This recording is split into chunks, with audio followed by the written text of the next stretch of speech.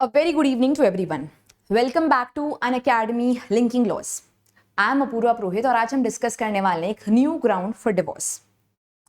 देखिए, भारत में अलग अलग पर्सनल लॉज है और उन अलग अलग पर्सनल लॉज में अलग अलग ग्राउंड्स प्रोवाइडेड है डिवोर्स के लिए। उन्हीं में से एक बहुत ही ज्यादा पॉपुलर या ऐसा कहें सबसे ज्यादा ओवर यूज्ड ग्राउंड डिवोर्स का है क्रूएल्टी। क्रूएल्टी सबसे ज्यादा यूज्ड या ओवर यूज्ड हम कह सकते हैं ग्राउंड है डिवोर्स के लिए। वाइफ्स के द्वारा भी इस्तेमाल किया जाता है और अब हस्बैंड्स के द्वारा भी काफी बार इस्तेमाल किया जाता है। और क्रूएल्टी का जो बेसिक मीनिंग है वो मीनिंग नहीं है जो लेमैन समझते हैं, जैसे कि एक फिजिकल क्रूएल्टी होनी चाहिए, मारपीट होनी चाहिए तभी क्रूएल्टी होगा। क्रूएल्टी के अंदर काफी सारी चीजें आ सकती हैं, mental and emotional cruelty, economic तरीके से अब्यूज करना, बहुत सारी चीजें आ सकती है। और इसी क्रूएल्टी के डेफिनेशन को सुप्रीम कोर्ट ने अलग अलग जजमेंट्स के थ्रू ब्रॉडन किया है या फिर वाइड किया है, ऐसा हम कह सकते हैं इस टर्म को। जैसे कि हमने देखा था कि एक जजमेंट में सुप्रीम कोर्ट ने कहा था कि अगर वाइफ अपने हस्बैंड को सेपरेट कर रही है उसके पेरेंट्स से तो ये भी एक क्रूएल्टी है। किसी जजमेंट में सुप्रीम कोर्ट ने कहा था कि अगर हस्बैंड अपनी वाइफ को कह रहा है कि अरे तुमने ये सब कहाँ देखा था, तुम्हारी कहाँ पहले ये औकात थी शादी से पहले, ये एक प्रकार की क्रूएल्टी है। तो सुप्रीम कोर्ट अलग अलग जजमेंट्स के थ्रू एक तरीके से क्रूएल्टी के डेफिनेशन को ब्रॉडन कर रही है, ऐसा कह सकते हैं क्रूएल्टी को और ज्यादा डिफाइन कर रही है, अलग तरीके से उसको एक परिभाषा प्रोवाइड कर रही है जो हम लोग एक रेगुलर कोडिफाइड लॉ के थ्रू समझ नहीं सकते हैं। इसी तरीके से इस जजमेंट में भी क्रूएल्टी की डेफिनेशन में एक और पॉइंट को ऐड किया गया है। क्या है वो पॉइंट, उसके बारे में आज डिस्कशन करेंगे। उससे पहले this is me, I am Apurva Purohit. Linking law channel पर I deal with minor laws, इसके अलावा लीगल अपडेट्स। दो टेलीग्राम चैनल जिनसे आपको जुड़ना है, एक है अनअकैडमी लिंकिंग लॉज, दूसरे चैनल का नाम है लिंकिंग लॉज अपूर्वा मैम। आप उससे भी जुड़ सकते हैं क्लास की अपडेट्स या पीडीएफ्स के लिए। केस का नाम है रानी नरसिम्हा शास्त्री वर्सेस रानी सुनीला शास्त्री। 2019 का ये जजमेंट है और आपके लिए काफी ज्यादा इंपॉर्टेंट है। 2019 का है तो क्या हुआ, काफी इंपॉर्टेंट है क्योंकि एक न्यू रूलिंग आप लोगों के लिए आई है। रानी नरसिम्हा वर्सेस रानी सुशीला। हुआ क्या था, 2005 में शादी हुई थी, सब मंगल कुशल, बहुत बढ़िया। 2005 में शादी हुई, सब अच्छे से चल रहा है। 2 साल हंसी खुशी निकलते हैं और 2007 में कपल के बीच में डिस्प्यूट होना स्टार्ट होता है, लड़ाई झगड़े होने स्टार्ट होते हैं और इस लेवल पर बात पहुंचती है कि हस्बैंड और वाइफ सेपरेटली रहना स्टार्ट कर लेते हैं 2007 के अंत आते आते तक। इसी के कुछ समय बाद वाइफ जो है हस्बैंड के अगेंस्ट और अपने इन लॉज के अगेंस्ट 498A का केस दायर करती है। साइमल्टेनियसली हस्बैंड भी वाइफ के अगेंस्ट एक डिवोर्स पिटीशन फाइल करता है सेक्शन 13 हिंदू मैरिज एक्ट के अंडर।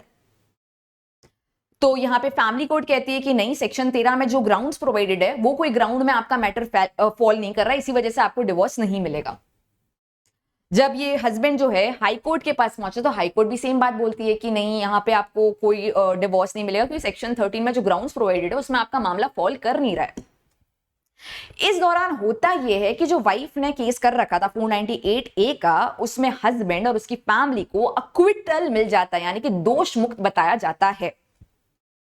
अब हस्बैंड इस मामले को लेकर पहुंचता है, अपील करता है सुप्रीम कोर्ट के सामने और कहता है कि जो 498A का केस ने मेरे अगेंस्ट किया था और जिसमें मुझे अक्विटल अब मिल चुका है, क्या ये अपने आप में क्रूएल्टी नहीं है? अगर मेरे अगेंस्ट एक फॉल्स केस आ रहा है 498A का और ये प्रूव हो रहा है कि मुझे अब अक्विटल हो चुका है, तो क्या ये अपने आप में मेरे अगेंस्ट मेंटल क्रूएल्टी नहीं है? क्योंकि अगर एक पर्सन के अगेंस्ट किसी भी प्रकार का केस होता है तो लॉस ऑफ रेप्यूटेशन होता है, समाज में आपका जो इज्जत है कम हो जाती है, लोग आपको एक अलग नजर से देखने लगते हैं, एक अलग प्रकार का मेंटल हरेसमेंट, मेंटल स्ट्रेस, या फिर ऐसा कह सकते हैं कि एक अलग तरीके का, काफी बार लोग डिप्रेशन में भी चले जाते हैं, कुछ सिचुएशन में नौकरी तक चली जाती है, काफी बार रिलेटिव्स वगैरह आपको कट ऑफ कर देते हैं, बात करना बंद कर देते हैं। तो इतनी सारी सिचुएशन जो हुई वो क्या अपने आप में क्रूएल्टी की डेफिनेशन में फॉल नहीं करती है क्या जज साहब? ये हस्बैंड का कहना था। और जब मैं 498A के केस में दोष मुक्त साबित हो चुका हूं तो क्या ये एक ग्राउंड नहीं बन सकता है मेरे अगेंस्ट क्रूएल्टी के लिए कि 498A का एक फॉल्स केस मेरे अगेंस्ट आया था? जैसा कि मैंने आपको बताया कि सेशन कोर्ट की बात करें या फिर हाई कोर्ट की बात करें, दोनों ने ही इसको कंसिडर नहीं किया था। उन्होंने कहा कि जो वाइफ ने अपने आपके अगेंस्ट कंप्लेन लॉन्च की है वो एक अपने आप में सेपरेट चीज है, आप इसको क्रूएल्टी के अंडर नहीं लेकर आ सकते हैं।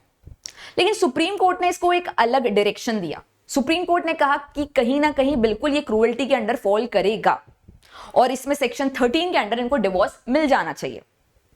लेकिन साथ ही साथ आपको नोट डाउन करनी ये बात है कि सुप्रीम कोर्ट ने ये भी कहा कि ऐसा आपको नहीं समझना है कि जब भी एक पर्सन को अक्विटल मिल रहा है या एक पर्सन दोष मुक्त साबित हो रहा है तो हमें ऑटोमेटिकली अजम्पशन या कंक्लूजन नहीं निकालना है कि जो मामला था ये एक फॉल्स केस का था या फेक 498A का केस का था, क्योंकि दोष मुक्त साबित होना या अक्विटल होना इंडिया में बहुत ही आसान चीज है, क्योंकि we are an adversarial system. अगर एविडेंस की कमी है, विटनेसेस की कमी है, तो बहुत ही इजीली किसी को अक्विटल मिल जाता है। But at the same time अगर केसेस दायर किए गए हैं और आपको अक्विटल मिला है तो हम इस चीज को भी नजरअंदाज नहीं कर सकते हैं। हम ये चीज देख सकते हैं कि एक प्रकार का टॉर्चर हो रहा होगा, एक प्रकार का मेंटल स्ट्रेस हो रहा होगा आपके ऊपर, और जब अब आपको अक्विटल मिल चुका है सेशन कोर्ट के द्वारा तो इस सिचुएशन में ये ग्राउंड बन सकता है आपके लिए डिवोर्स का। तो ये जो केस है आपको नोट डाउन इस चीज के लिए करना है, और इस चीज के लिए आपके लिए इंपॉर्टेंट है कि आपको मिला एक new ground for divorce. Section 13 में क्रूअल्टी कहीं ना कहीं शामिल है, लेकिन क्रूअल्टी डेफिनेशन काफी ब्रॉड हो चुकी है, और all thanks to Supreme Court, क्योंकि अलग अलग जजमेंट्स के थ्रू इन्होंने अलग अलग चीज को क्रूअल्टी कैटेगरी में डाला है। हस्बैंड को पेरेंट्स से अलग करना एक प्रकार की क्रूअल्टी है, वाइफ को ये कहना कि तुम्हारी पहले औकात नहीं थी, अब तुम पहले अफोर्ड नहीं कर सकती थी, ये भी एक प्रकार की क्रूअल्टी है। और अलग अलग तरह की बातें आप जैसे जैसे जजमेंट पढ़ोगे आपको अलग अलग पॉइंट्स क्रूअल्टी की डेफिनेशन में मिलेंगे। उसी प्रकार से ये भी एक जजमेंट है जिसमें जिस जजमेंट ने एक और पॉइंट ऐड किया है कि अगर 498A के केस में अगर हस्बैंड को अक्विटल मिल जाता है या ऐसा कहें दोष मुक्त साबित हो जाता है हस्बैंड और उसकी फैमिली, तो उस सिचुएशन में वो एक क्रूअल्टी के ग्राउंड को कंसिडर करते हुए सेक्शन 13 में डिवोर्स इजीली ले सकते हैं।